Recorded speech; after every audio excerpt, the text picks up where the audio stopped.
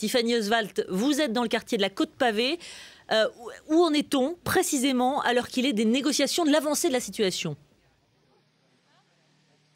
Bien écoutez, déjà une information, depuis quelques minutes, toutes les lumières du quartier se sont éteintes. D'abord dans la rue où nous nous trouvons, c'est-à-dire à quelques pas de l'immeuble. Et puis nos collègues qui se trouvent devant cet immeuble viennent de nous informer également que l'éclairage de l'immeuble et devant s'est également éteint à l'instant.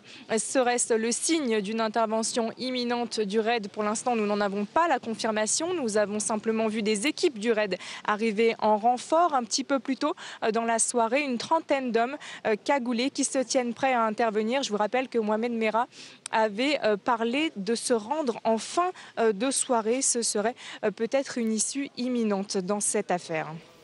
Tiffany Oswald, on vient vers vous dans quelques toutes petites secondes. Laurent Combalpert, ça veut dire quoi là, cette lumière, cette électricité coupée dans le quartier?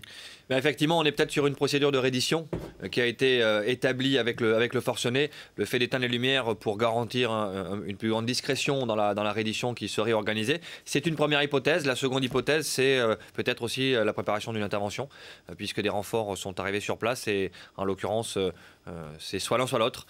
Espérons que ce soit plutôt une issue négociée et que ce soit une reddition qui soit en train de se préparer. Il faut dire que le procureur de la République de Paris a indiqué en fin d'après-midi qu'il pourrait s'agir d'une reddition en fin de soirée, alors que c'était aux alentours de 14 h normalement que c'était pronostiqué.